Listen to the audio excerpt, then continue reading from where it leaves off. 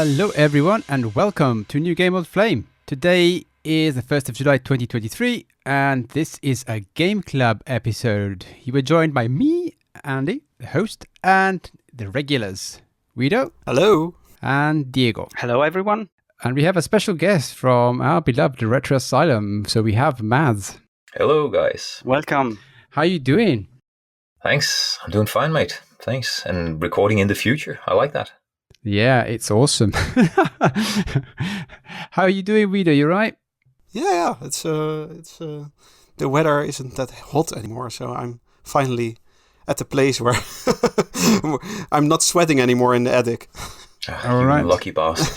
Yeah, it's very hot in the UK as well, so we're having a great heat wave.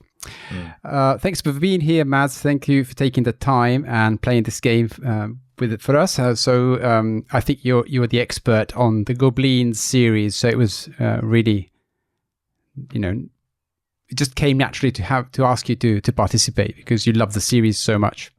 Yeah, thank you for inviting me, mate. I'm your number one fan. I've been listening since the very first episode, so I'm glad to be here. So I have a question first of all. So I don't know if you ever watched, there's a series, I think it's Danish or German, it's called Dark. And they have one of the characters in it is called Mads. So when I saw it, I thought immediately, oh, Mads, oh. But they say sometimes Mads, sometimes Mas or Maz or something. What is the exact pronunciation? So Mads is completely wrong. Mads. It's mess. Oh, really? Mess. Wow. Yep. Like if you've done a mess. Yeah, pretty much. Something along those lines. In Danish, the D kind of disappears, but makes the word a little bit shorter. So it's only the M, A, and S that's set, but there's this little punch at the S, so mess. Oh, wow. Mess. There's a lot of famous Danish cyclists which are called Mads. And Dutch Dutch announcers just say it as Mats. Yep, exactly. Yeah, I've heard it. Nobody knows how to pronounce my name. I've been a researcher as well. Been at the international conferences, and my name. They always want to say your full name when you're an author or something. And my full name is actually Mads Darø Christensen. Good luck. And there's with that. no way in hell that any of these guys will ever be able to say that. So it's always going to be Mads Darø Christensen. I have exactly the same problem. That's why everyone here calls me Wiedo, but I'm actually called Wouter. And my surname is Beugelsdijk. So good luck with that. See your surname is going to break my tongue. I saw it because I sent you a package recently, and I was really careful writing down that surname. So I'm still adapting to take my real name for the show, but I don't know if I want to. Wouter is okay. Yeah, I think so. Wouter is fine, but also if you try to mess is mess. Yeah, that was actually really good. It's all right. Try, yeah. We'll try. And yeah, as you know, we talk about snacks a lot. So you know what I'm going to ask you today. See, I've been fearing this question because I'm not much of a snacker, really. Oh no! Give me a good beer or an espresso, and I'm happy. So, how do you like your coffee then? Black. Very, very black. I have a actually Italian espresso machine downstairs, so I grind my own beans, get the right beans, and actually I have a friend that roasts them, so I can get them just the way I like them. And a cup of espresso. If I want a larger cup of coffee, I'll make an Americano. I'll just put some boiling water into the espresso, but that's pretty much it for me. When you say an espresso machine, do you mean what we call a mocha, or do you mean like the bar sort of one? Oh, I don't know. I mean those where you grind your beans into a little holder and you tamp them and you put them in the machine that uses almost steam through it. And drips through that. I used to have just a stovetop that you probably you know the classic Italian as well, the classic Italian stovetop for my espressos. But years ago I bought this quite expensive espresso machine. Is that what you call a mocha then? Or the mocha is in Italian is like a two-part. So it can come in different forms, but it comes in two parts usually. The part in the bottom has a reservoir for the water. Then you put the that's what I call a stovetop. Just I imagine that. Yeah. I used to have that. Now I have the real espresso machine instead. I use that on the campsite. Yes, exactly. Is it still existing? Actually, I thought there were not there anymore, Bialetti, or is it still? It's still there. I'm pretty sure they're still there. I think it's moved to the manufacturing has moved to another country probably, but they still make them, I suppose. So I don't know if you ever tried this. So of that, how you call stove, I didn't understand, but yeah, that they have a Napolitan version that I don't know if you've ever seen, where you screw it on and then you turn it around, and that makes the coffee so strong. I've never tried something like that. Really good. Never tried that. Yeah. Okay. It's really incredible. And then last time I visited my parents, they had another weird contraption that was like a flat thing that went on the stove, and then it has a faucet that comes out, and the faucet has a little reservoir where you put the coffee in, and that takes literally seconds to make a coffee, and it's even stronger, and it's from Sicily, and you can buy this I think online, and it's really good. But wow, it gives me the nice. I want one. Sounds delicious. Yes, I'm drinking an iced coffee now, by the way. I don't know what you think of that, but nice one. To each their own. For snacks, I think my only favorite snacks, probably something that only Wouter would know about, because I think they have these in Holland and the Netherlands as well. So in Denmark we have this salty salmiak licorice. So it's quite strong. I know licorice. That's exactly what I brought to the show. Yeah, I think you did actually. Hexaheel. They're called in Denmark. It's Haribo that makes them. It's called potatous, for example. They're different brands. And I've been staying in Finland for a while as well, and they have something along those lines as well. Salmiakki, I think it was called. But I love those kinds of strong salty licorice. And I have a fun story about them as well, because there was a Dutch professor visiting us. That he was a big shot professor in the States.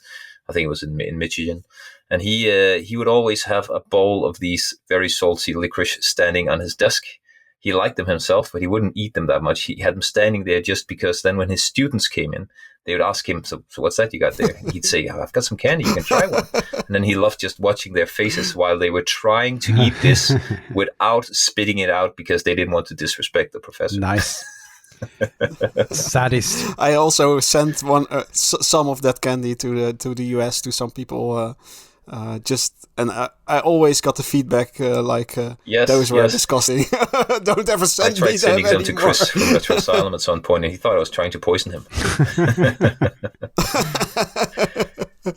Andy is still waiting for my though, bag. Because in my mind it tastes beautiful. I don't see where the problem is at all. But I have the same. I can munch down a bag of them. I have to. They have to be far away from me, or else they'll all be gone. So, and actually, I keep buying bags of those candy for Andy, and then I put them somewhere, and then when I'm not looking, then suddenly someone opened the bag and ate a lot of it already. So Andy, you're still waiting. I think I did try some gnocchi. Diego lives in Finland, so he sent me some liquid. It wasn't the candy though, or it was also probably the candy, but it was a bottle to drink. So it was a very strong whiskey sort of. Yeah, that's another. But it's a liqueur. Another thing. Yeah, that's salmiak gos. So that would be like vodka with those kind of candies dissolved in it, or something like that. I know some people do that here as well. Yeah, it can also be attempted, like do-it-yourself version of it. But they sell these bottles also officially on the alcohol shops over here in Finland. They're quite famous. Nice stuff. I mean, okay, so no savory and no. Let's say like salmiakki as that's in fact. Now that I think about it, it's the best of both worlds, isn't it? It's a bit sweet and a bit salty, isn't it? Yeah. So you've got actually 2 in it's 1. Quite salty. 2 in 1. Yeah. All right. So yeah, I think we should just get down to the nitty-gritty of the game.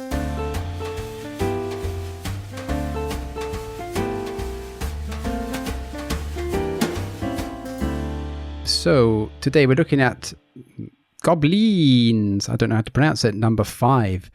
So this is from Pierre Gilhodes, which I suppose is French. I won't say. And yes, so I've a little bit of history with it. Because I used to play it when I was kiddish, I suppose, on my Amiga 500, which incidentally is also here. And I found it quite difficult at the time. So I remember I never finished it, but I always was really mesmerized by, at the time, obviously the graphics were incredible. And then I played it on PC and the graphics were really nice there as well. The audio was not probably as great as the Amiga. So I've always had some form of nostalgia for this game, especially number one. So how about you guys? How about you, obviously Mads? So I've played every Goblins game back in the day and again, but apart from the fourth one. But I have the exact same experience. The first one I had on my Amiga, I loved the humor, and I never got more than like 3 or 4 screens into it because, of course, the first one has an energy bar and you can die. Yeah. And you need to learn how to manage that, and it's actually really, really simple. You find out when you pick it up again as an adult. But back then, I played it, I died, I wanted to go further, but there were other games to play. Yeah. So, how does that work, the energy bar? Because it's quite simple, really.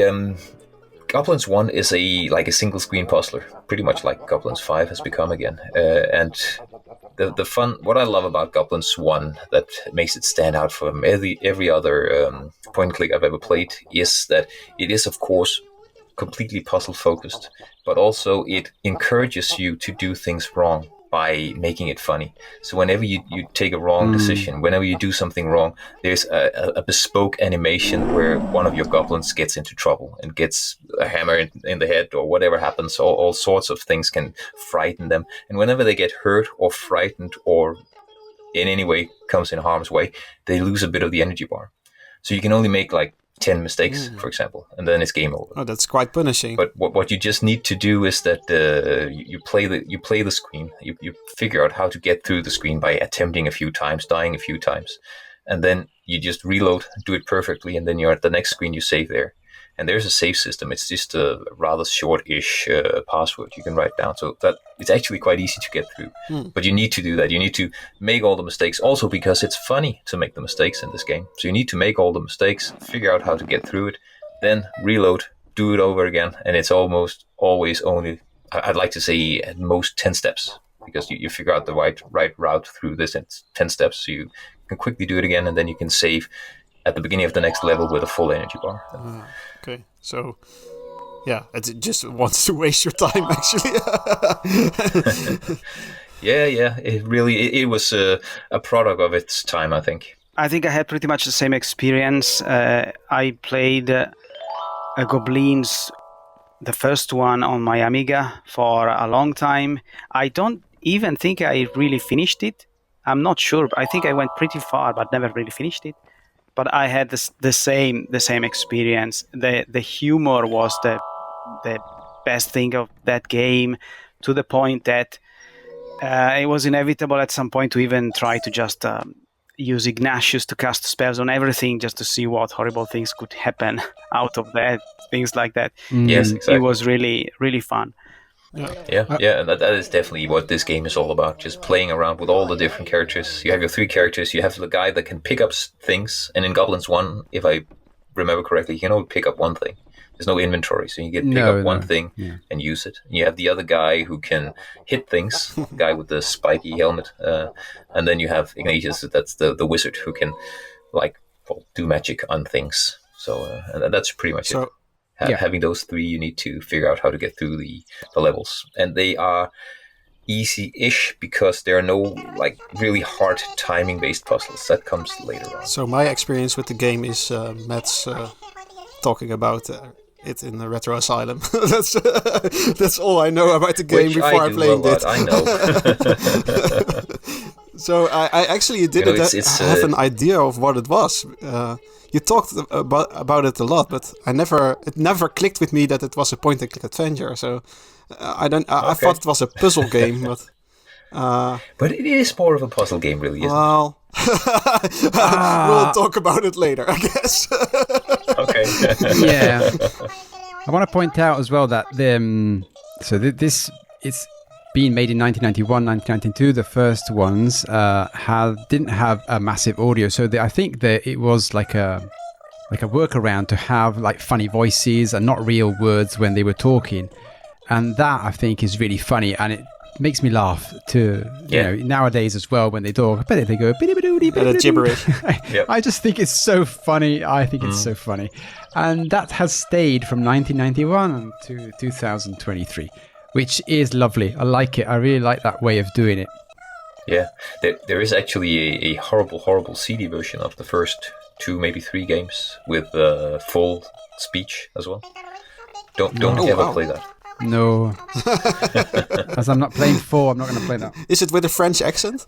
No, I don't think it was. I've only played it like once, and it was so horrible I turned it off immediately. So I like my king to say "doing my doing." Yeah, I think it's great. And what's the difference of the first? Of the second game with the first game, what's the evolution of the series? So apart from the graphical overhaul, the second introduces, so where the first one is a single screen puzzler, there is a slight bit of scrolling with the screens, but maybe only like 2 full screens of content. Then the next one adds multiple scenes, so you have like 3 or 4 scenes tied together. It never becomes unwieldy. It never becomes like Monkey Island 2, for example, where you can travel it feels like you can travel the entire world to figure out what you need to do next. You only have like 3 or 4 scenes open at any given time, and apart from that, there's also you control 2 goblins, Fingers and Winkle, and there is a very, very hard focus on timing-based puzzles. So you need to, for example, in the very first screen, I can say without spoiling too much, you need to get Winkle up on a roof, and he has to dangle a sausage in front of this old guy, so he's distracted while Fingers pushes the doorbell, for example. So there's 2-3 seconds to do something right, and there's a very, very hard focus on those timing-based puzzles. That's interesting because it's way different than other point-and-click adventures. Yeah, exactly. And you rarely see that in. You're the expert. I very, very rare. I can't remember any other adventure games really where I've seen that before. I'm pretty sure in the LucasArts ones there is something like that. But it's a one-off sort of thing. I can't put my finger on it, but I do have a memory somewhere, a vague memory of maybe Monkey Island having one thing that was a bit time sensitive.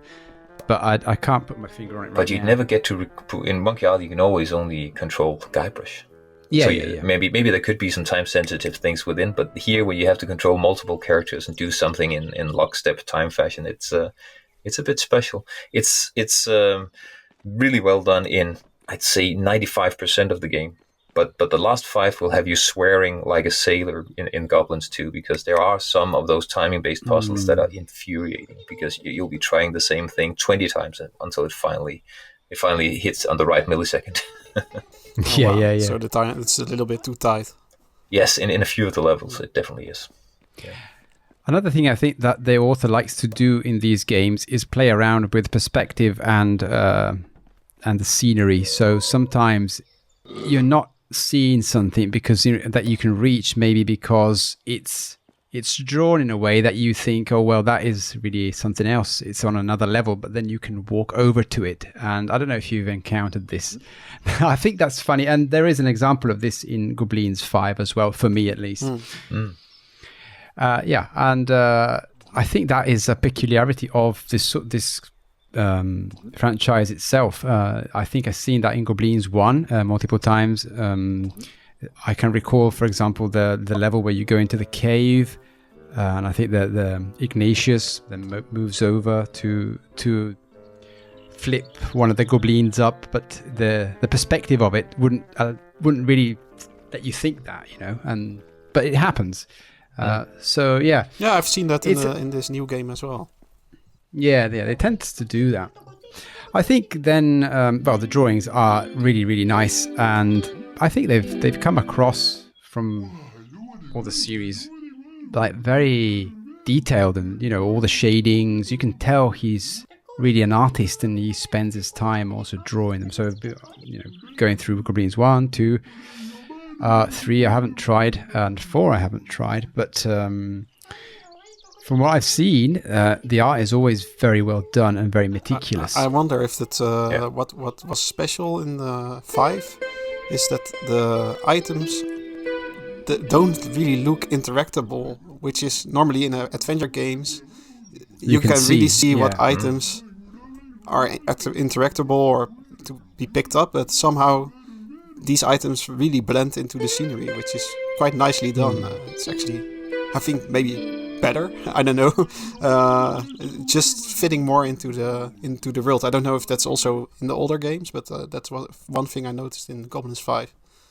So definitely in the old games, they would always fit in, often so much that you have to do the sweep. Oh yeah, I did that as well. Figure out what was interactive, which could be a bit annoying. So later on, they figured out to do make them a bit more obvious that you can pick them up. But I think you're probably right. They aren't that obvious here, but still you know what you're supposed to interact. Most of the time, I find. So back in the days, I never played Gobliins 2. I think I just looked at it and then I thought, oh, another one of those. Goodbye. that was it for me. So I don't know if Diego, you've played 2. Did you play 2? I never owned it, but I think I tried it out in that like emulation era of gaming. Where I barely tried it, the second and third episodes. And I did remember that the timing was a bit annoying. Yeah, but didn't have really through experience with those games to have a solid opinion on how they were. I only remember that I somehow missed the original characters. I thought that trio was really the best, and I'm very happy that Gobliins 5 goes back to Oops, Ignatius, and Asgard. I quite like all of them. I love Fingus and Wingle. Fingus is the clever guy, and Wingle is the brute. He's kind of this blue pointy goblin. He looks like a little monster instead of a little person, which the other goblins do. I quite like their personalities because if you try to go talk to somebody as Fingus, he'll be nice and polite and try to get to the solution. If you do the same with Wingle, he'll punch them or he'll annoy them in some way or insult them. And the same with interacting with items. Wingle is most likely to just try and eat something, for example, whereas Fingus will do something sensible instead. So I quite like the personality that he gave these characters. Even in the third game as well. And the third game starts with you being, I think he's called Blond, just a single goblin. It only has one eye in the name as well, Goblins 3. So initially you'd be excused if you think that you'll only be playing as one character and there'll be no timing-based puzzles anymore. But you'd be wrong if you think that, because very early on in the game you meet a little parrot. And then he's your second character, Chump. And later on you meet Winona, and there's the wolf as well. Spoilers, that is actually Blunt. He's a werewolf. So you get to do these timing-based puzzles again and have lots of characters with personality to control. So a joy to play as well. But I feel the third one is the one with the best story to tell, really. That's where it gets more into point-and-click adventure for my mind, where the puzzles are still there and they're front and center, but the storytelling is now more important again, I find. Yeah, I think from my perspective, I can only but agree with that sentiment. I think another perspective that I bring is when I was playing Gobliins 1 and part of the second one as well, it not always, but a lot of time it seemed to be a little bit far-fetched. I did write some notes down as well when I played it. Like you do some actions that to produce the results that you would not expect. I think one is you whisper in the ear of a guy sitting down in front of a fire or something like that, and then something appears on the floor. It doesn't make much sense. So, I mean, in my opinion, that was a bit like, oh, is it like this? Oh, I didn't remember it like that.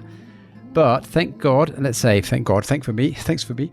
When I played the number 5, that was not anywhere like that. I mean, okay, not for me. I don't know if I agree, but it's probably better than the first game, of course.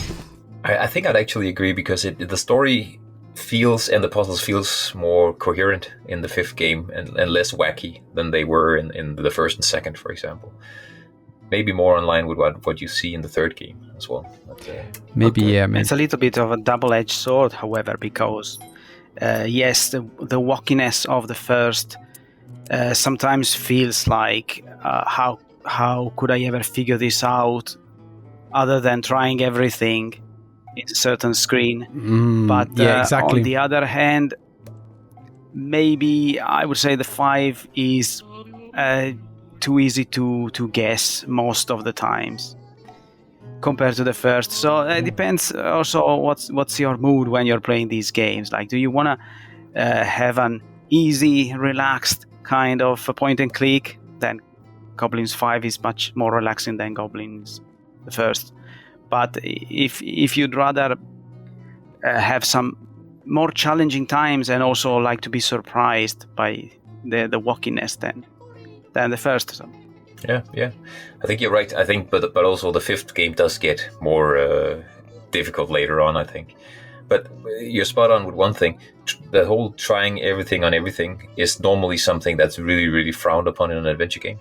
But that's not a problem in these adventure games because it's so restricted in scope. You always, in the first game, there is one scene. So there is true. 10 active points, 8 active points you can do something with. So trying everything on everything is not a problem. It's just fun because you laugh when you see your characters fail at doing all sorts of things. So that's actually what makes this game stand apart from other games as well, because you don't get annoyed when you have to try everything on everything, which I would in pretty much any other point and click.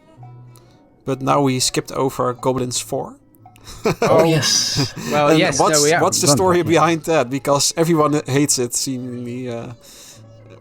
So funny thing is that when you finish Goblins 5, there's the credits roll. And in the credits at some point, it says, yes, I made... so the credits are written by Pierre himself, because he's pretty much the only one who made Goblins 5. That's just his name. Yes, and lots of times his name. And he wrote also there that I made the Goblins 1, 2, and 3 along with this other guy, and it never mentions Goblins 4. So I don't know if that's the black sheep of the family, but I just got my hands on a copy, so I've got it right here.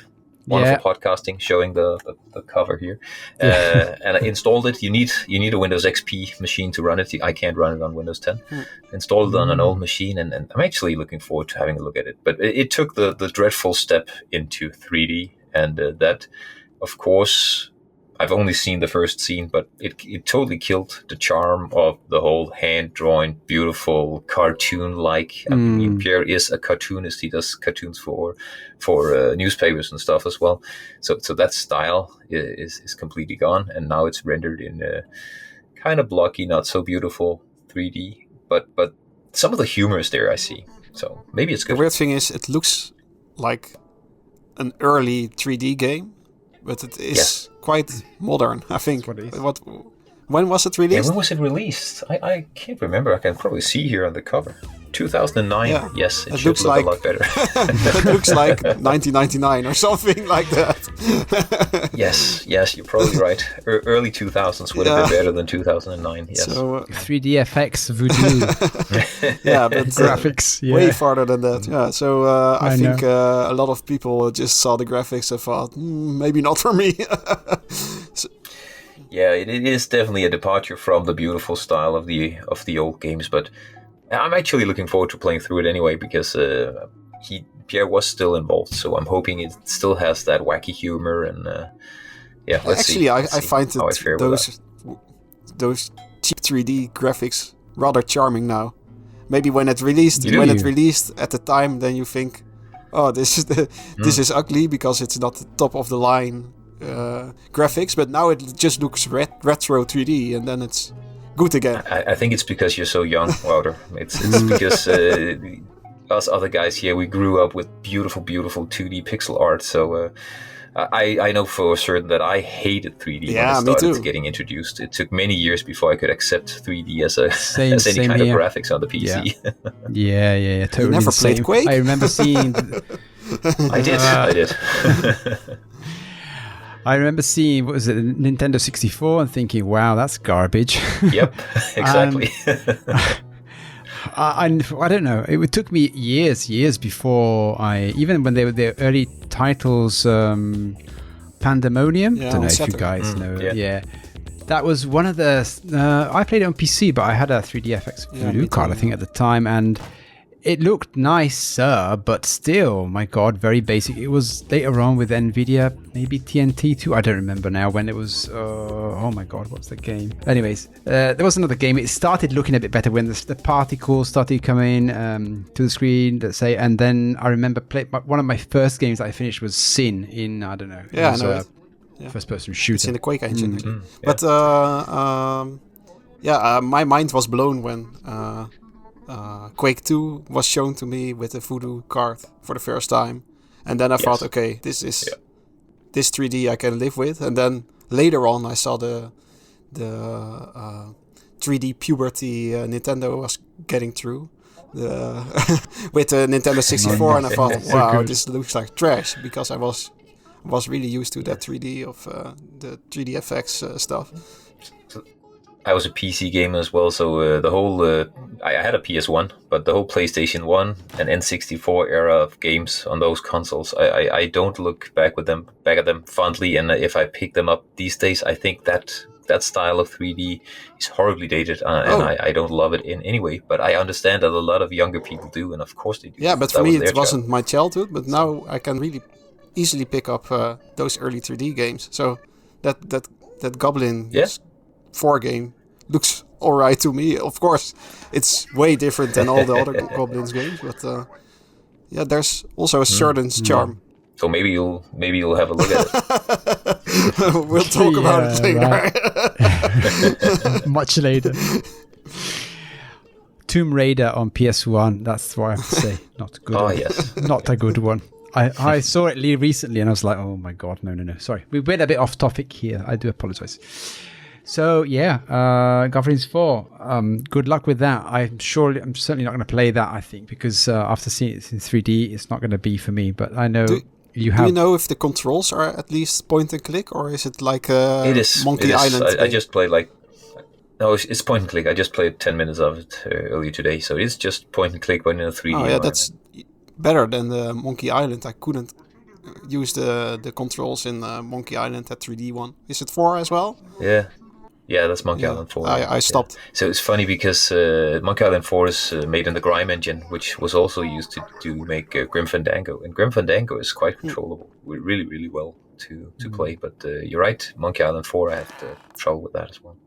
Good stuff. I want to play the latest Monkey Island as well. I haven't played that yet. That's a beauty. It looks really nice. But as you know, it takes time for us three to play. I actually want to know, you all are point-and-click adventure game fans? I certainly was. When I had time to play longer games, maybe now I'm being taken behind, but I think we played many together, as a matter of fact, because it was quite common then when we saw each other on holidays. Either one of us had a new point and click, and so we spent time together, and the other one just tried it for the first time. Yeah, I think we played Indiana Jones and not the Fate of Atlantis. Oh, maybe also that, but also the Last Crusade. Yeah, on the Amiga, I think. So point and click games are the perfect co-op games, because Definitely. there are hard puzzles to figure out, and there's a story being told, so they're really nice to play together. Because I never played point and click adventure games as a kid, because of course they're all in English, and when you're a kid you can't read it, and it never translated to Dutch. So I played a lot of them later, but mostly the classics like Monkey Island, of course, and Day of the Tentacle, and I even played some recent ones like the Double Fine Adventure, the Broken Age one. I quite like that as well. Yeah, it's nice. I have experience with it. I don't know if it's my favorite genre, but I know what it is, and for me it's always the story which has to be good, or the humor which has to be good to have appeal to me. So I played them in English as well, but I had to teach myself English because I really wanted to play them. So I think a lot of my English skills I can say thank you to stuff like Monkey Island and Loom and the early LucasArts games. But you did get them in your own language as well. No. Okay, so our language is far too small. No, nobody would translate into that. Because, well, at least likely because Italy is a little bigger. We did get many translations. I think that, for example, Monkey Island, I first played it in Italian, but I wouldn't recommend it anyway because, well, especially with the humor, some things really can't translate well enough. There were all those famous scenes when you are in the jungle and you have to train yourself in the proper pirate combat style. Insult sword fighting. So many of those didn't really come out properly in Italian, and I remember thinking, well, is this supposed to be fun or something? And the original version is always the best, unless the game maybe is Italian. Well, that brings me to an interesting point. The original Goblins is, of course, in French. Yes, indeed. Yes. I wonder what the differences are. I'm sure it are. would be a lot better in French because their English skills aren't stellar. Let's just say like that. Yeah, some things flew over my head because I thought, is this translated correctly, or is this a joke, or is this? So I got exactly the same feeling you're describing Monkey Island in Italian as this game in English sometimes. So that's also an interesting point of discussion. But maybe we should start talking about Goblins 5. Probably it's a good idea. Yes. So I think so. You, Wiedo, and Diego have played the first part of it. So it comes in 4 parts. I think the first part is a demo. They're all downloadable on each. You have to pay $11. And you get 5 zips, and each zip is one of the parts. I think there was some hiccups during the making of the game, but the first part is free. I think it's the demo. Correct me if I'm wrong. That's the first part, and it's first 4 screens.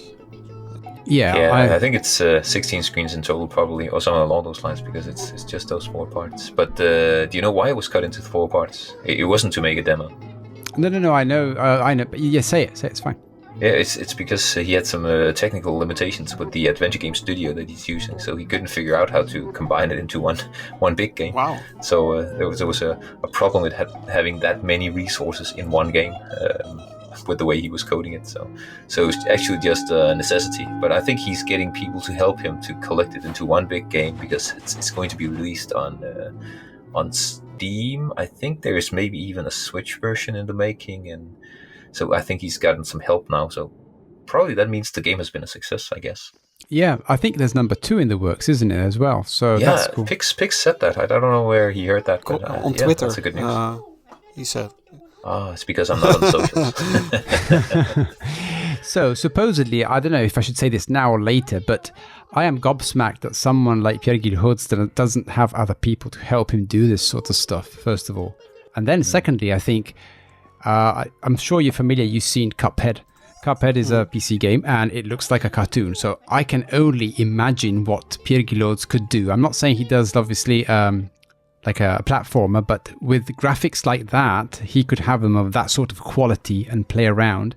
That would be really, wow. I would really like to see that if they could do something along those lines. Yeah, definitely. I think this project was just somewhat of a one-man passion project. He wanted to do a new Goblins game, so that's why he did it. And I think it's hard these days to get money to do a point-and-click. No publishers want to go into it. So maybe now that he's made the first one and he's shown that there hopefully is a little market for it, maybe they'll be interested. Yeah, I really hope so, for sure. All right. Yeah. So, Diego and Wiedo, you've played the first part, so maybe you can both talk about that, and then maybe Mads and I can go a bit further along with the other sections, if that's all right. So I can talk about the first screen. There are 16 screens, and when you think about the screen, then you think, oh, that's maybe... If you think about a puzzle game with the screen, then you think maybe that's 5 minutes of gameplay, but you will be wrong in this game. I think every screen took me around maybe an hour, 50 minutes, something like that. So every screen is basically its own adventure game, I feel. a little adventure game. So it's a little world with a scrolling screen, and you have a limited amount of items and a limited amount of interactive elements in those screens. So some characters you can talk with, some other things like plants, stuff like that. So it's really like a really small little adventure game of its own, every screen. And in the first screen you start with 3 characters, the same characters Matt's already described of the first game. Oops, Ignatius, and Asgard. Right. So Oops is the guy who can talk to everyone. It's a little wimpy guy. He can talk with everyone. He looks a little bit like a gnome, like a garden gnome. It's not wimpy. poor guy. And he can talk with everyone, and he can pick up items. And then you have the Asgard, who is like a Viking. He has like the horned helmet on his head, and has a lot of muscles. And the only thing he can do is basically punch everything.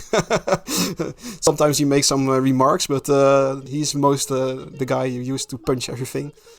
So then there's the magician, which is called Ignatius, and he has a staff with an eye, and that staff also has a sort of personality, I think, and he can do a lot of spells on items or persons or stuff like that. I think that staff is his personality. He can't speak without the staff. He speaks through the staff. He speaks through the staff. Later on, he loses that for a while, and he can't say anything. Spoiler alert. So you start in a park, and you see a wolf character, and he's really angry at you. I don't know why anymore, but he says something in the lines, clean up the park. And there's a lot of trash around in the park, and all the flowers are all weathered, and all the flowers all have faces as well, so they all are really almost crying. And the first thing you do is just pick up all the trash. So did you pick up why you're picking up all the trash? I don't know anymore. The story was that they have been, after the end of the last game, they of course were celebrated as heroes when they got back home. They always have to help the king with something in these games. First game, the king is being tortured by some wizard who has a voodoo doll of him. In the second game, the king's child has been kidnapped by ammoniac, some demon, and so on and so forth. So they help the king, but they come back after helping the king, and they have a party, and maybe the party was a bit too wild, so stuff happened, and they end up in jail, and now they're doing their civic duty and cleaning up. That's how they pay back. That totally flew over my head already. Okay. I'm always super bad in following along stories somehow. I don't know. And there are pretty wild characters in this scene, like a tree, which is looks like a stoner or something with a.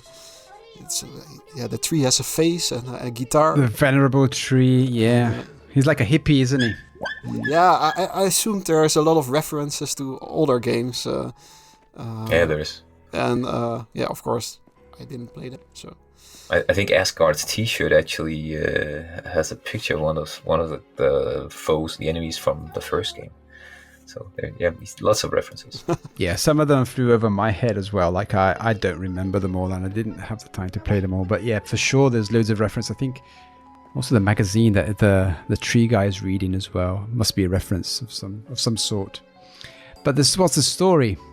I think we should say about the long. Obviously, it starts off like this, but then you start finding out that people. Yeah, you find a character who looks like a potato.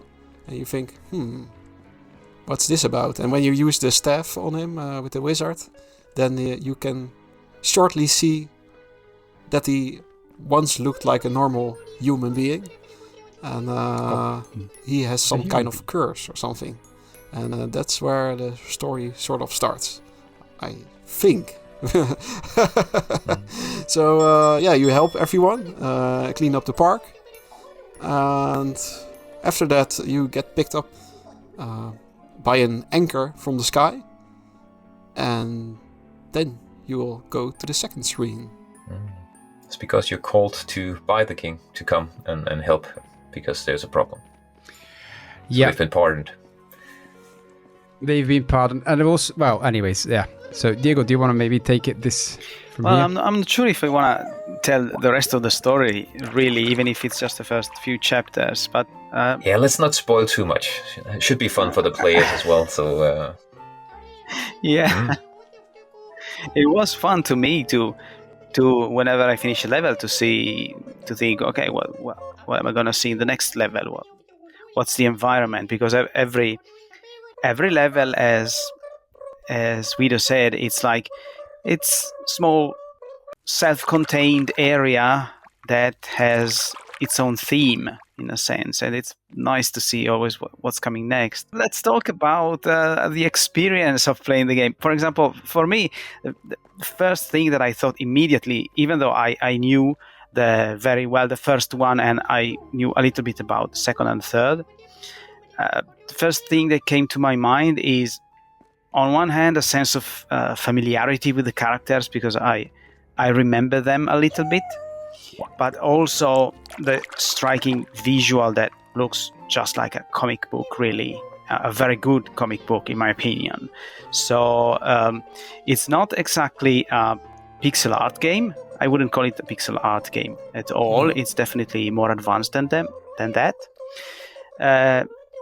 It's essentially a 2D point-and-click game, but it looks so nicely like a drawn comic book to me that I think this is really a big part of the charm of this game. I love just how it looked.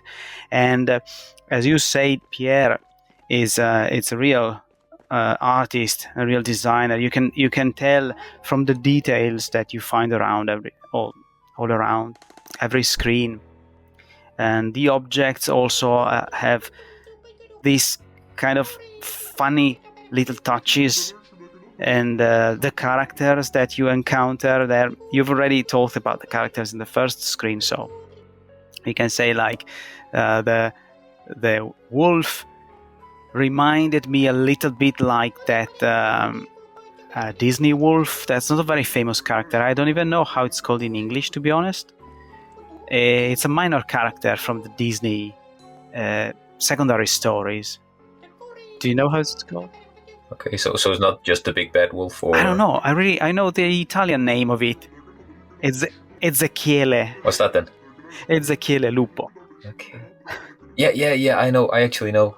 That is just the big bad wolf. Actually, it somehow reminded me like a little bit more heavy metal version of that character.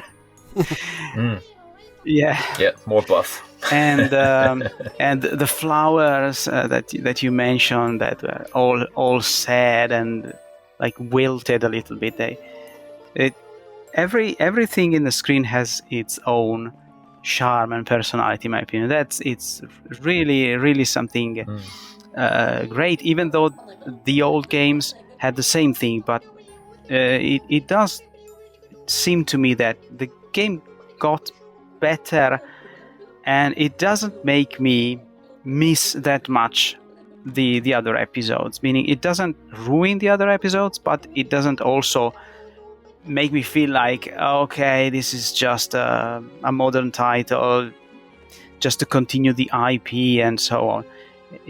It felt really well designed, well decided, so to speak. A passion work. So it's definitely both graphically and in its design, back to the level design and the graphic design of the first game, which I like. I like that that's where he drew his inspiration this time. I'm hoping he does something that feels like a continuation of the second game in Goblins 6 then.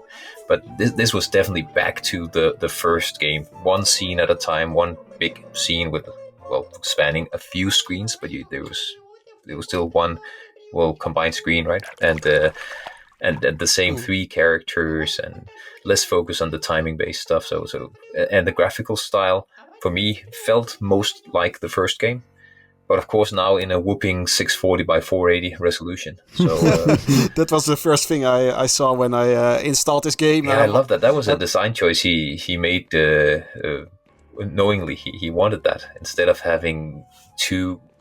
Well, he wanted the pixely look really without doing pixel art. So 640 by 480 still leaves room to draw things instead of just dotting them out, and that was the perfect size for him. Yeah, it's a sort of.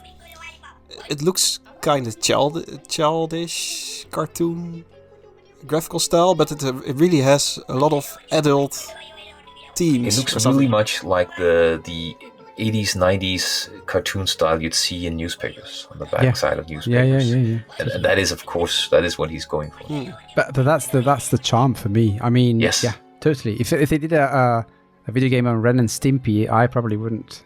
It's not the same. That is what I want. Yeah. So part of this, there are so many also details and I don't know. I suppose I would say bespoke things that he has done inside the game. So, for example, you're chatting to someone and it doesn't just talk like let's say an adventure game. It writes the text. As I said, the characters have like whimsy voices and very funny. Also, little chants. So sometimes when they can't do an action, that you'll hear a little song, something like that. That's so funny, I think. But also, sometimes if you trigger a conversation, a little like vignette, a little like illustration pops up. Yeah, like a panel, like a comic panel. Yeah, and there you see like the detail that he pours into these comics, and you see the face of Oops close up, and what he looks like. I don't know, I would say cute, but it's a bit of a stretch, but he looks like all right. But then when he's close up, you can see all his pimples, all his things. He looks like really old. He's got bags. It's just like, my God, it's really well done under that aspect as well. And there are parts of the game that you find later on where you come forward in the Z axis, and I think it's always the first level we're talking about here later on. So he moves that they all move left and right, but in some instances they come towards the screen, and then he's done all that manually. He's drawn the characters coming closer, and it's what a touch. I really thought that was magnificent when I saw it. Really nice stuff. Yeah, I like the storytelling, as you say, as well, where something is just text, but sometimes these little like thought bubbles pop up, and then you see a little comic inside. That's how the story was told, with them actually being jailed after the last game and so on, and lots of little parts of the story that can better be told in images are told like that, and that's just beautiful. Yeah. So I don't know, Diego, do you want to add anything else about the gameplay and your experience? Yes, sure.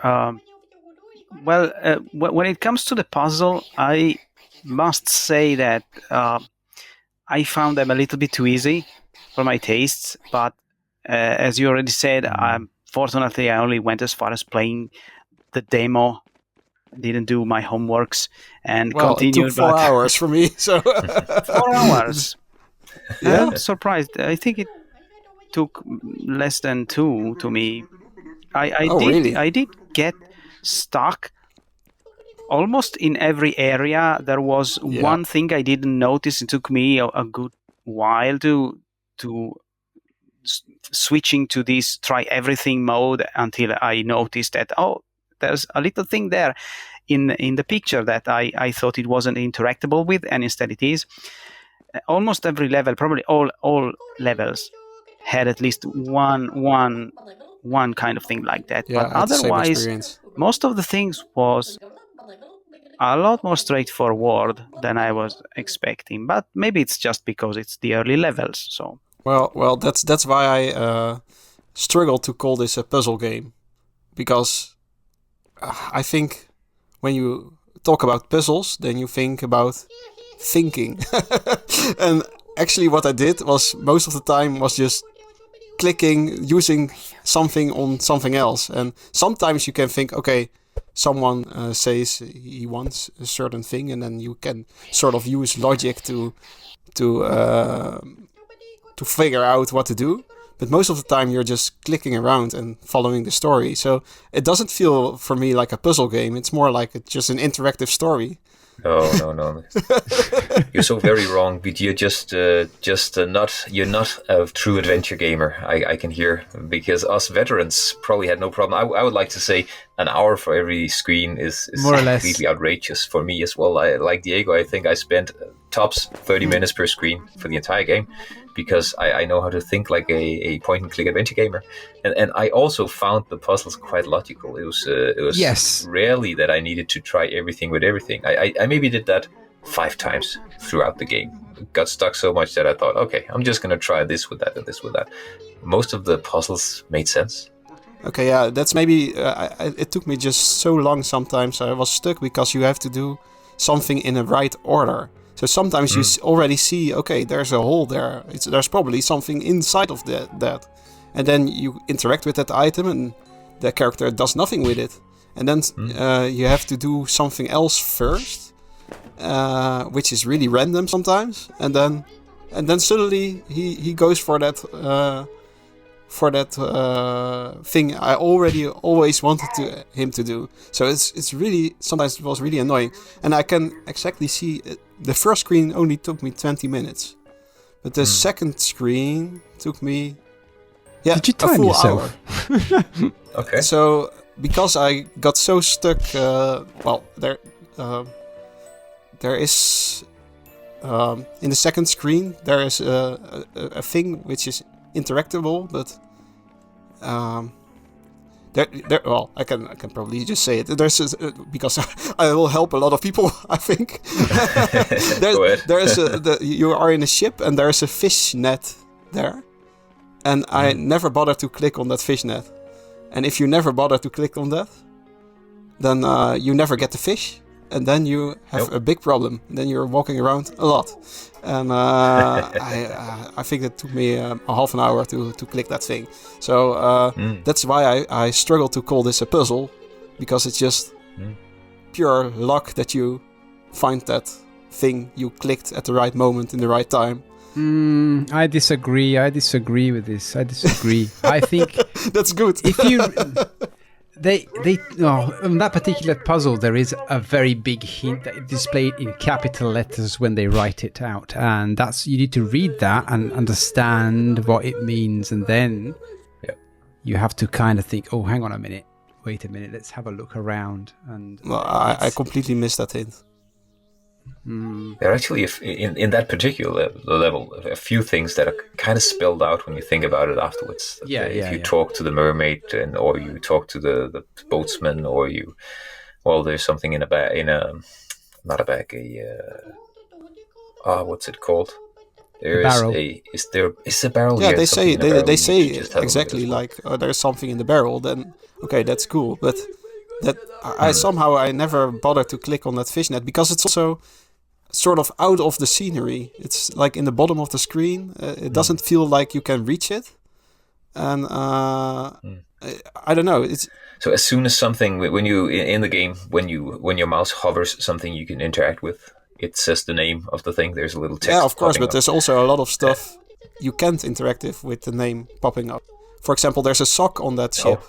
And that it says it's a sock, but you never can do anything with it. Yeah. Okay, but you can still interact with it. You can go to it, you can look at it, and he'll say it's just a sock, and then you've interacted with it. So everything you actually click on, you need to click on. Well, anyway, when I think about puzzles, then I think about, I don't know, just like thinking ahead, like. I don't know. I sometimes struggle to call this a puzzle game, and maybe that comes later in the game. I also only played the demo, but I think I played a text. I'm sure Pierre would call it an adventure game, so that's just fine. Yeah, I think it's mostly following along an interactive story, and figuring out and see all the fun stuff which happens on screen, and then I think, okay. Is it fun enough to play it all the way through? And that's, I think it is, but with the caveat that you like the typical French circus humor, which is really the humor definitely. Is really like the circus clown stuff and little silly dances. Also references to to a little bit sexual references sometimes, and I don't know. It's typical French for me. Very mild, but also like Mads said, for example, this sort of humor. I need to say this because I have it. I did write it down because I found it really funny. I don't think it's a circus kind of funny. If you speak to the mermaid about someone that she used to like multiple times, it becomes really funny what happens and what you see on the screen. And I found that, like, how many of those did he draw? But I honestly laughed about it, laughed out loud while playing this. Yeah, me too. It was funny, but it really felt so French to me. I don't know why, but it's French have a sort of humor. Well, like like British also have like a dark humor or something. That's just a typical kind of humor. I don't know. I can put my finger on it, but it really felt French to me, which, it was not a negative thing per se. But the important thing is, did you have fun with it? Well, I had fun until I got stuck because I don't know, because you have to talk to someone 10 times before something triggers to continue. So were you busy for a deadline when you were playing it? No, I didn't feel like that.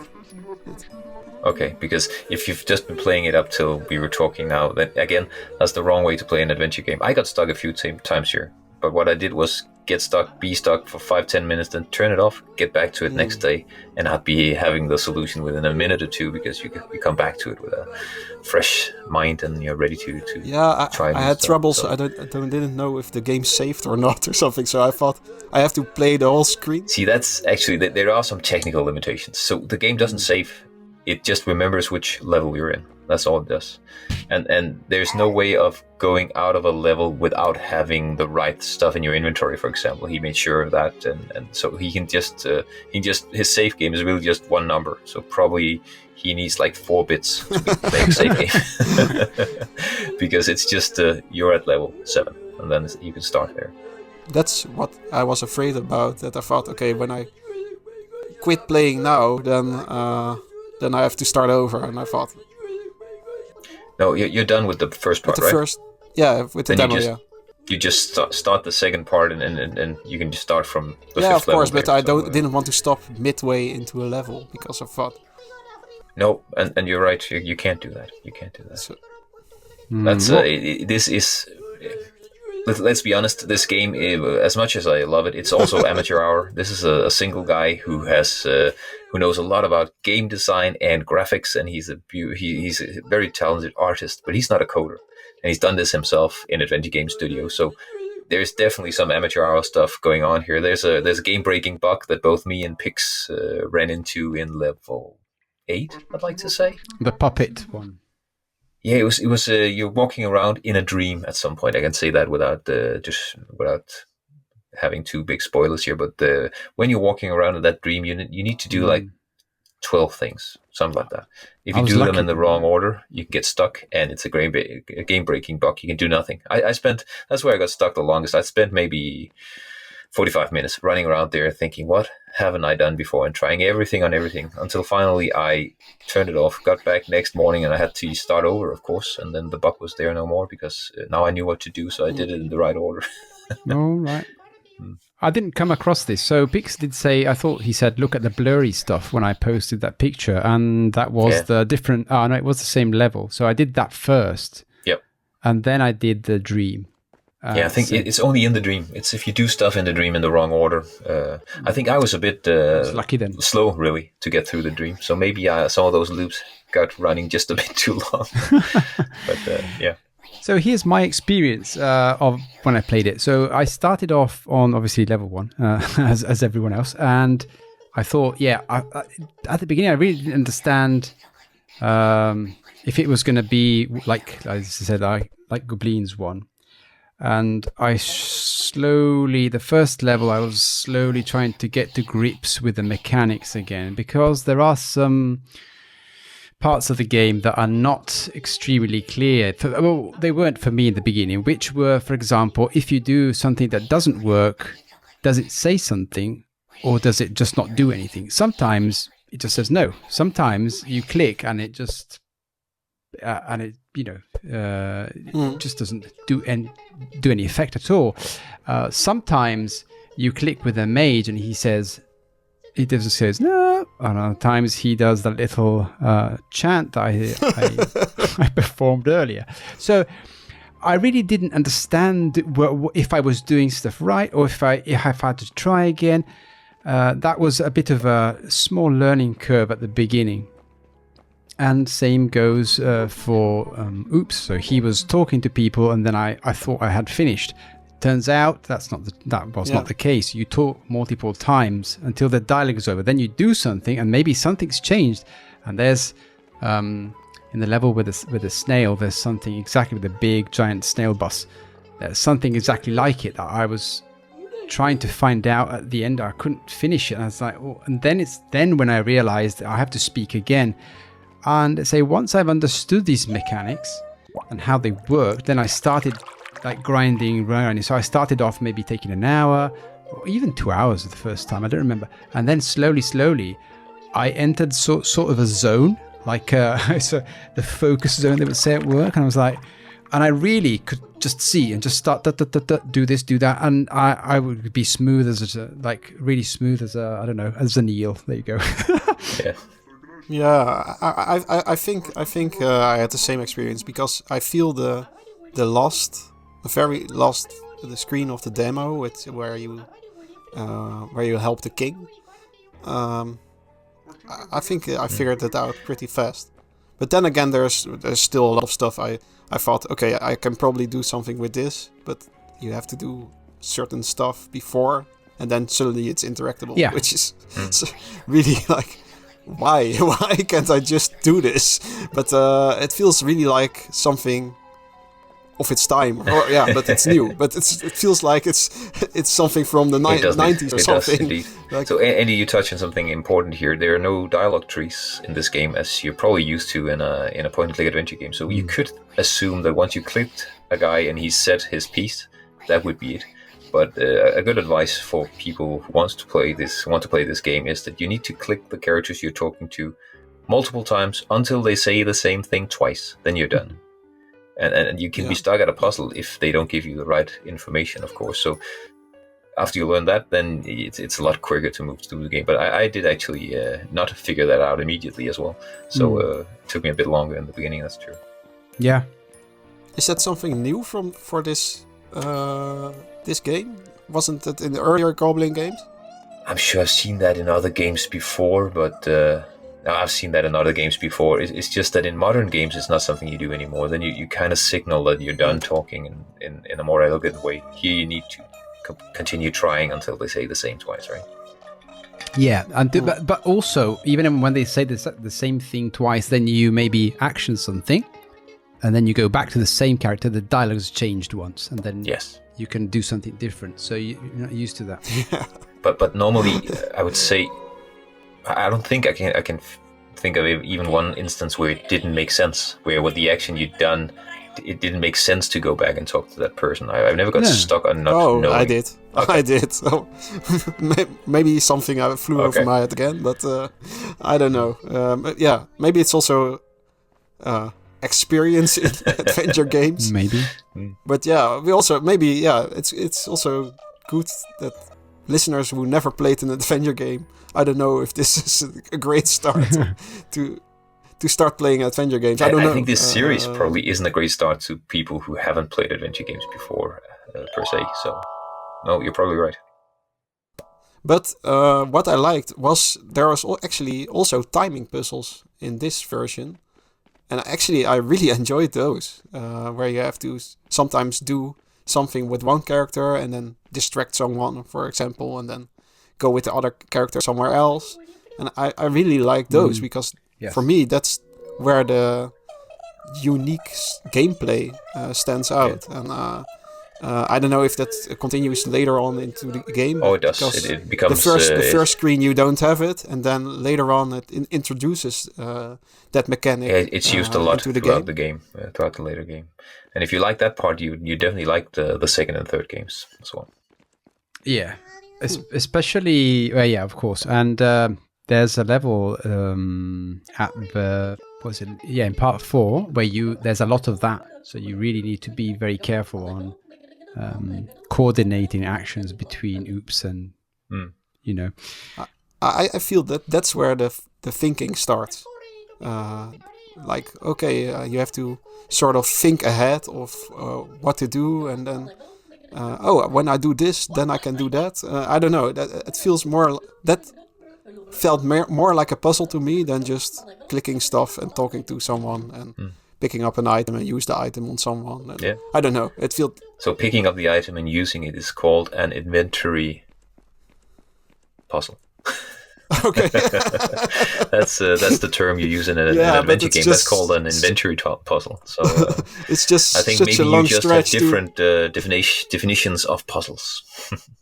I feel just you have to think for puzzles, and I didn't feel it's like.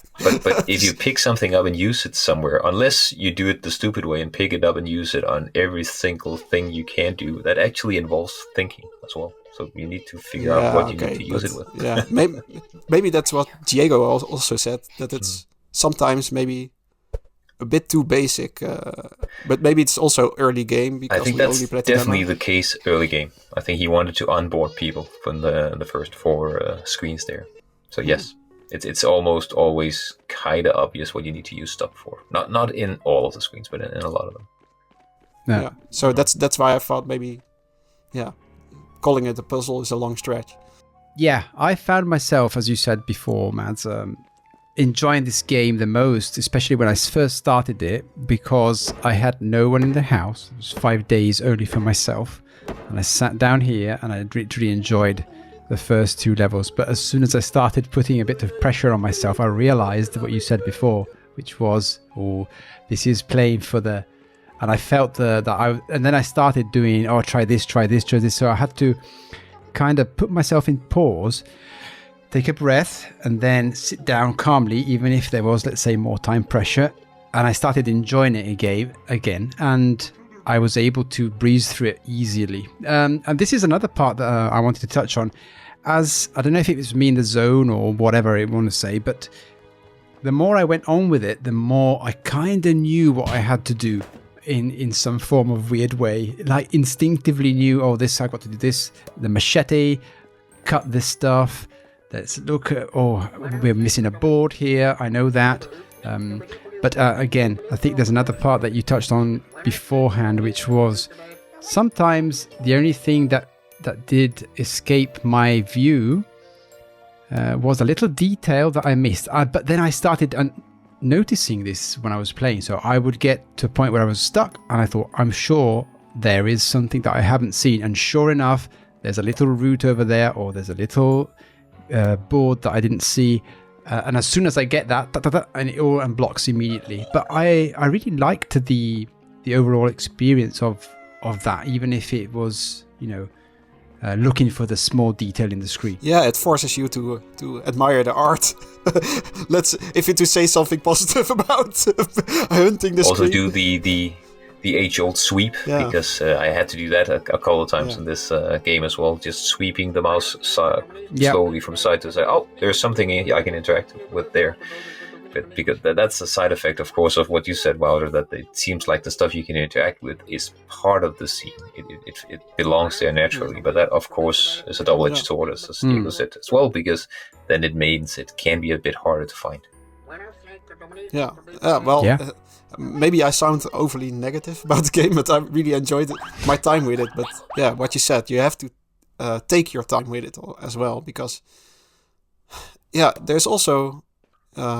because you have to finish those screens in one go, or at least I have the feeling of that, you get pressured to also finish it. So it's easy to get frustrated, and normally when you can't get the solution to the air quotes puzzle,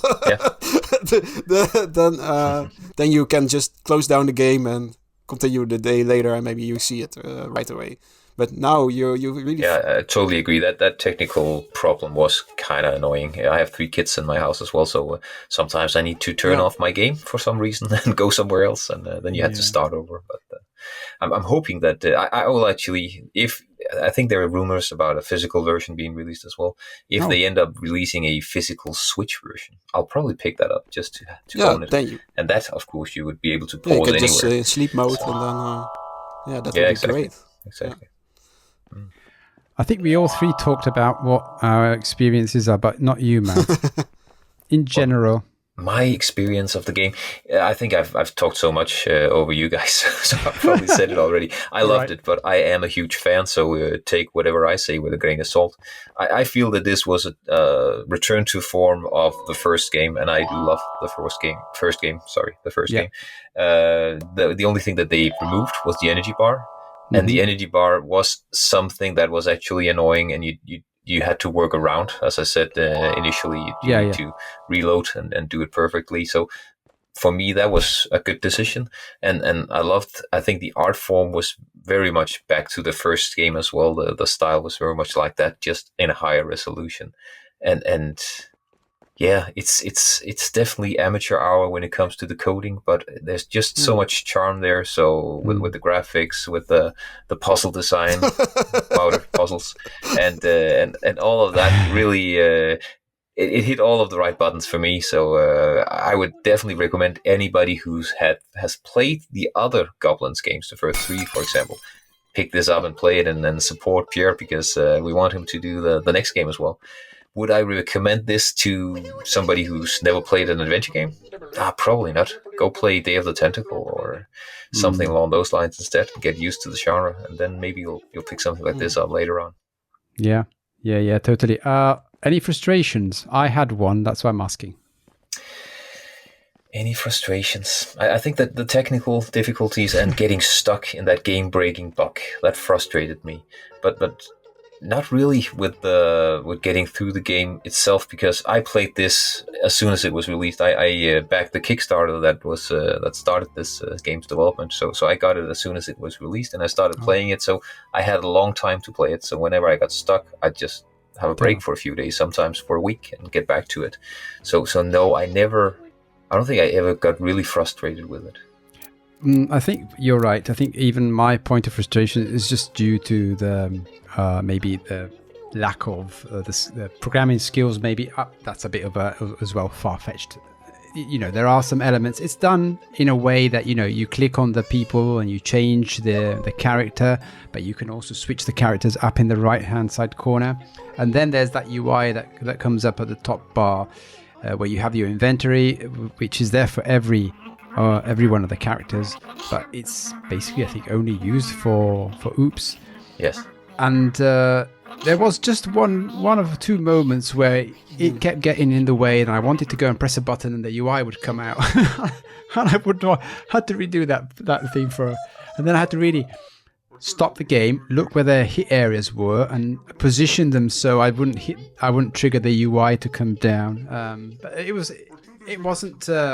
It was just in the 4th part that I encountered this. You're completely right. In the greenhouse, I think I remember that exact place where I had a problem with in the greenhouse. There's a problem there where you need to position yourself so that you can hit those within those 5 pixels that won't trigger the UI at that point. That's true.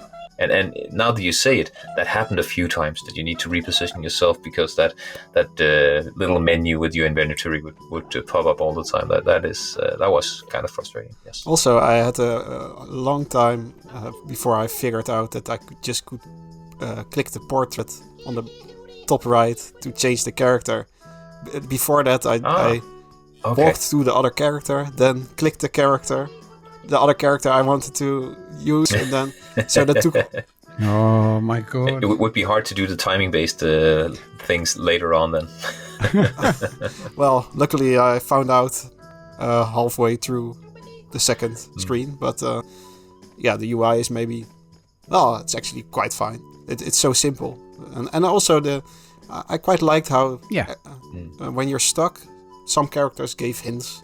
So that felt sort of modern game design sensibility for me, because I knew like the old school adventure games just don't give you hints at all. Sometimes they like you just click everything and everywhere, and you get really stuck. And now most of the time someone is saying, okay, you can maybe do this, or maybe look at there, or I don't know.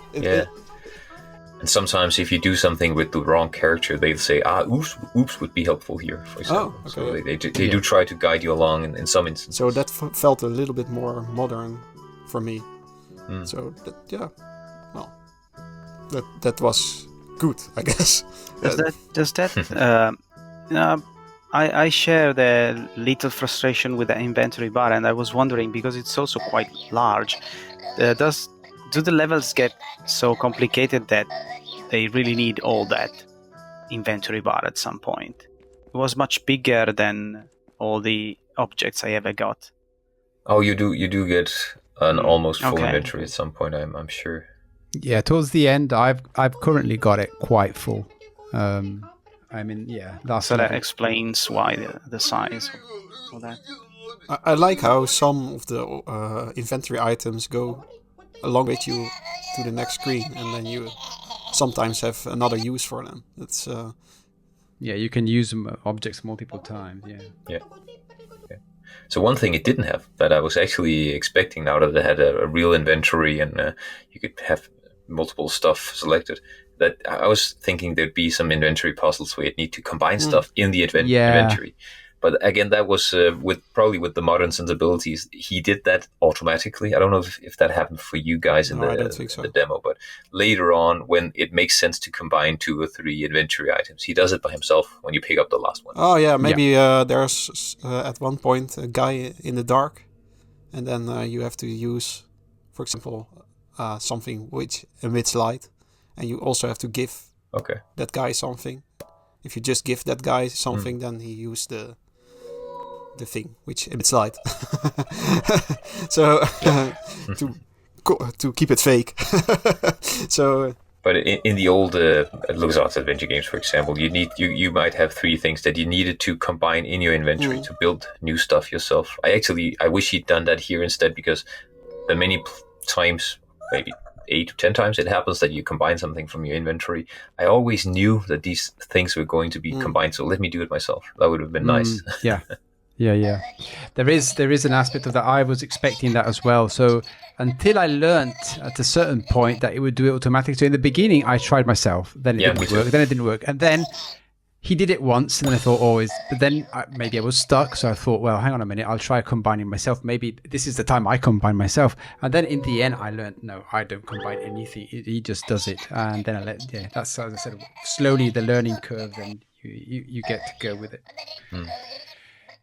I was going to say another thing. I'm going to spend another 2 minutes just to talk about the ad hoc animations. So these characters move around the screen. They do their own thing. And the movements are always more or less the same, and when they talk, it's the same, and the voice is the same. But there are some moments where you trigger the panels, as we talked about. But there are also some really funky animations in them. For example, when they fly off a boat, let's say that, or let's say more generically, when they finish a level and they do a little dance, they let you know that it's done. And I found that quite entertaining. And there are several other occasions where you can totally see that this guy, Pierre Gilhodes, has gone out of his way to create an animation just for that particular scene. So props to him, I guess, because this is, I think, all done manually. So he must have taken a long time. When you boil a certain thing on the fire, there's a little vapor coming out of it. That seems all hand drawn. I mean, what an effort! I think that there's a very good level of details in all the things. Also, in some of the dialogues, you mentioned someone talking about their former romantic interest and going over and over with more and more things. I also find it quite funny, the interaction with maybe that was my favorite non-player character, so to speak, the Oscar goat, which is quite an obvious pun with escargot in French. not sure how to pronounce it, but which means snail. Oscar right? Go. Yeah. I find it quite funny the first time that I went through that dialogue, how it doesn't seem to start first and then how it continues on and on with more and more stuff to get from him. But there's lots of small things I really like. Even that Zibiella character, maybe it's a minor character, but I loved how she looks so different depending on which character talks to her. Oh, yeah, I just love that little bit. And you can even hear if it's Ignatius that knocks on the door. You can hear her rummaging around and getting her makeup on before she opens the door. She's going to a gala dinner or something, Yes. but when Oops talks with her, she is all with bunny slippers and unkempt hair. Love that bit. Yeah, I love that as well. And then there's some awkward moments. I thought they were not awkward moments, but they were quite like, I was like, oh, all the characters have this funny art on them, and then all of a sudden you speak to a character and she's weirdly sexy. I don't know. It was just so weird for me. Yeah, I shared a little video of that in the Discord.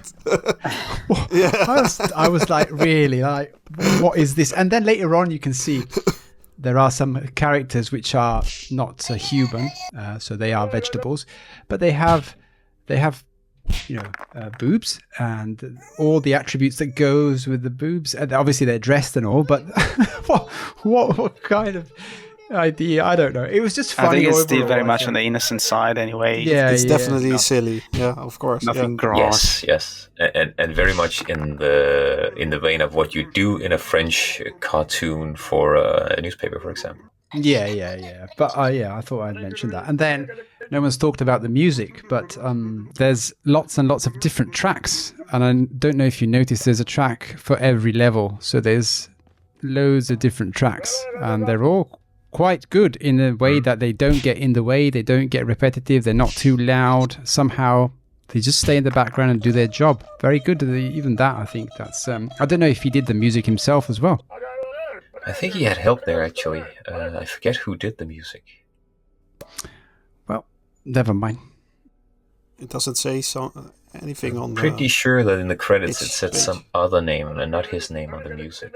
He did the coding and the graphics and the design and everything, but music and translation as well.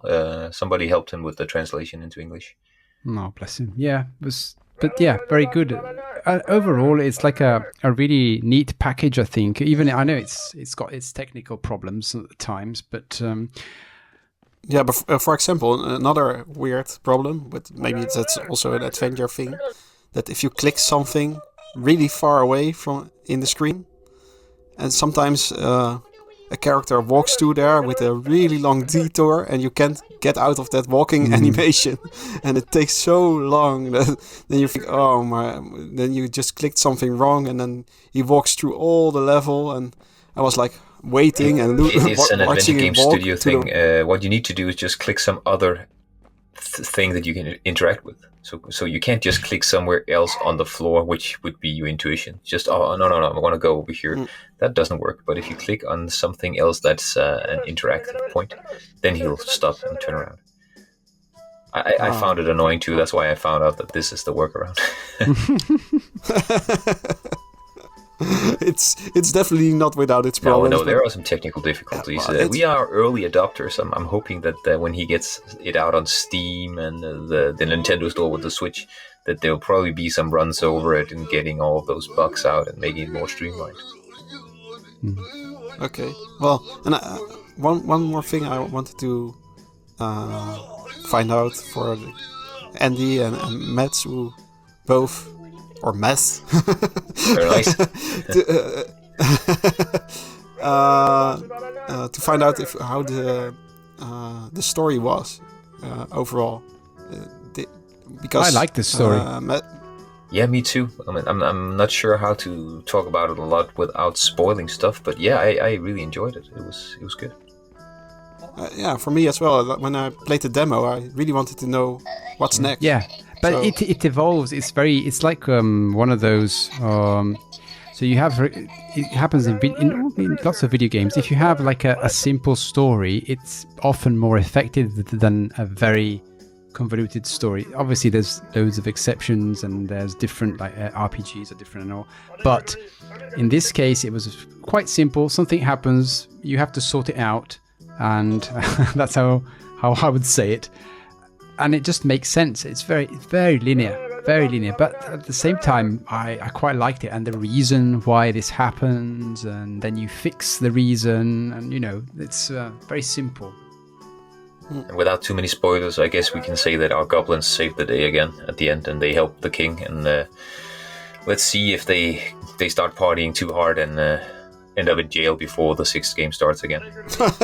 We'll start with the park again, cleaning the park and the wall. Maybe we should listen to what Pix had to say about this game.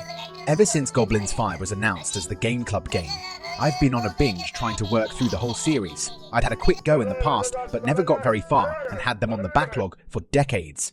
The gameplay was a little off-putting at first. There was little sense to many of the puzzles, and I was constantly punished by losing health for any mistakes. After a while, I settled into it though. Restarting a level was never a big deal in the end, as none of them were too large when you knew what to do. It's the charm of the world and artwork that really won me over. All the cute little animations, whether you get things right or wrong. The Goblins series isn't quite like anything else I've played before. They play more like puzzles than traditional adventure games, with the need to experiment on each screen and muddle your way to a solution. It's like some sort of mix between traditional point and click, Lost Vikings, an incredible machine.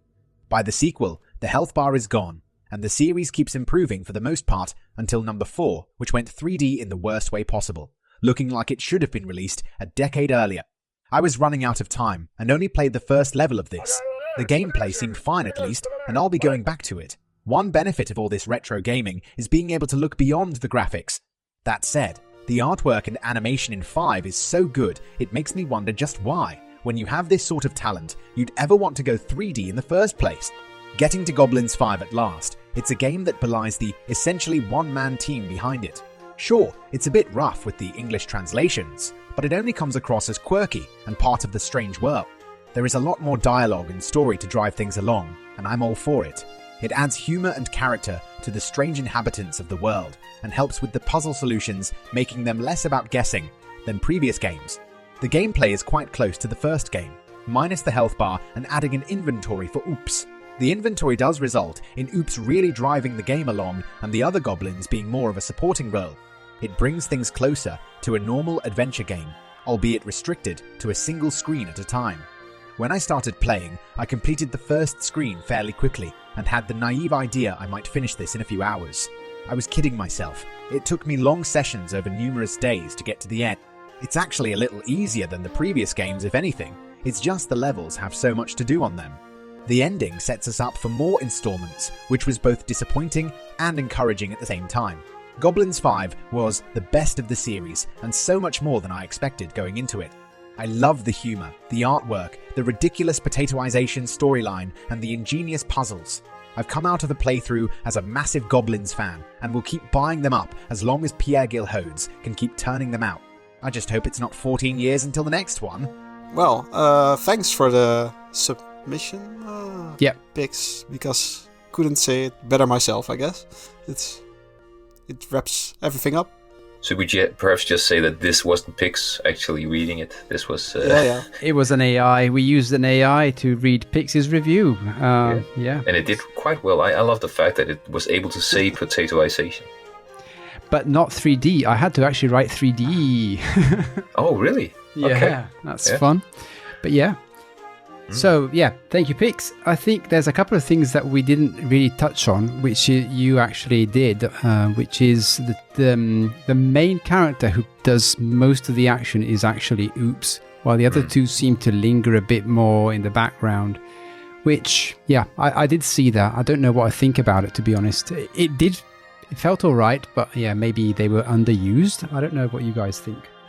I agree. I think it's a good point, and I kind of had a little bit of the same feeling that perhaps maybe Ignatius, the magician, I tend to use it when I am running out of ideas to see okay, now, because he's doing things that are usually unexpected. You never know what he's going to do with his spells. Is it growing something, shrinking something, moving something? And so it's like the jolly card of the team. And I also felt that the Asgard, sometimes when you had to punch something 3 times, was it put there just so that you get the feeling that you are using it more? Because, well, 1 punch would probably suffice for the same purpose. So I think Pix has a good point with that. With this, I agree. Yeah, definitely. I think especially in the first game, it was pretty much like this as well. I mean, you would use the wizard and the brute sparingly, and you'd use the guy who could pick up stuff and do stuff a lot more. So this is again quite much like the first game.